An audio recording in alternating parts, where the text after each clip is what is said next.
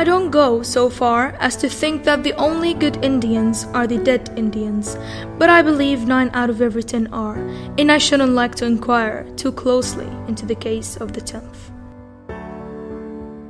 What did you think of as you heard these words? Did you think of me as a hateful, ignorant, shallow individual? Or a heartless, emotionless, pathetic human being? Ladies and gentlemen, seconds ago, I was all of these things. I was racist. Actually, how many of you in the room can tell me exactly what it means to be a racist and whether racial inequality still exists or not? Is it not hiring the qualified black applicant because he may drive away business? Is it refusing to sit down next to the new Latino kid at school in fear of your belongings getting stolen? Or is it dressing up as an American Indian for Halloween? Well, let me spare you.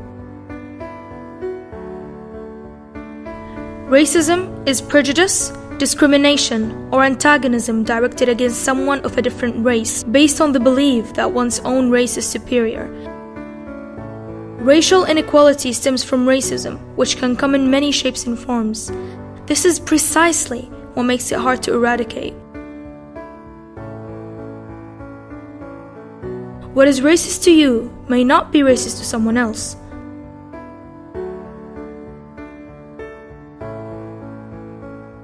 Thus, despite what many may naively believe, racism, and subsequently, racial inequality, sadly, but surely still exists. It exists in the fact that my words in the beginning were the words of none other but the president of the most powerful, influential nation, Theodore Roosevelt. It exists in the fact that in 2013, white men were gaining $280 more than black men who worked the same hours and put in the same effort. We see it in the fact that Indian Americans were killed, stripped off of their rights, culture, and land. A whole race was annihilated. It got to a point in the 1930s where they were nicknamed the Vanishing Americans.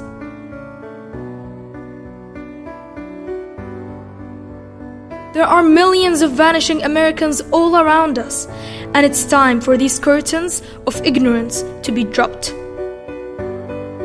Why are we still holding each other down with shackles of spite, injustice, and ignorance?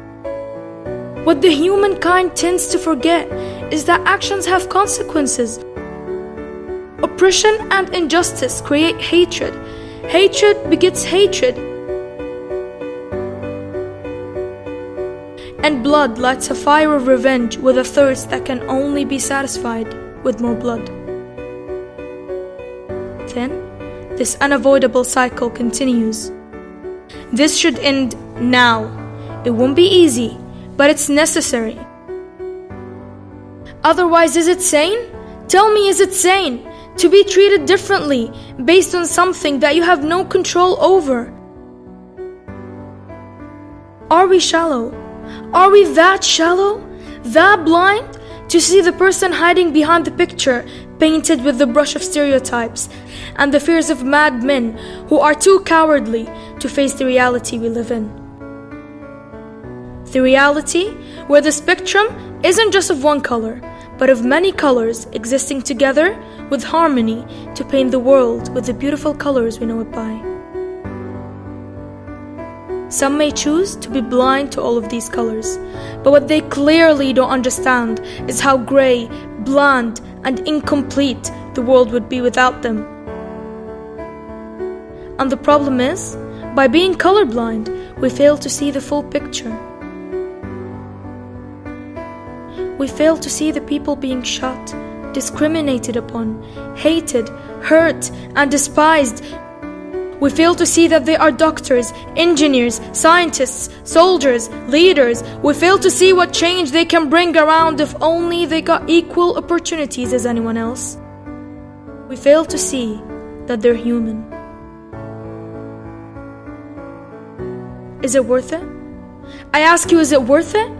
All the talents wasted, all the stolen smiles, and all the broken hearts? Is it worth it? And why? For what reason? Because they belong to a different race. Do you see how depthless these words sound? How foolish they sound? Because if you don't, then you're the reason humans cannot move on. You are the problem, not them. You are the obstacle, not them. You are what is holding us back, not them. You are the murderer, not them. You are the murderer, and your victim is humanity. So are we going to sit around with these murderers roaming our streets freely? Or are we going to jail them with logic, bind them with thought, and keep them under the surveillance of judgment? The choice is yours. I'm but a human being, and I need your help. Because a whisper upon a whisper, a scream upon a scream will be enough to echo upon the halls of history. Racism has stuck its vile seeds in our society's hearts and minds. Its flowers of discrimination bloomed in all of their glory, and although people think that they withered now, the rotten smell still lingers. Thorns of ignorance, cruelty, and inhumanity illogically decorate these flowers of death. I'm here now with you today to eradicate this loathsome, wicked, disgusting concept and extirpate it from its very roots till nothing of it remains. So open your minds and hearts to my words, to the world, to the pain and misery that we humans cause to our kind. Embrace it and understand it. Because it's there, it exists, and it will stay there unless we unite and change it together.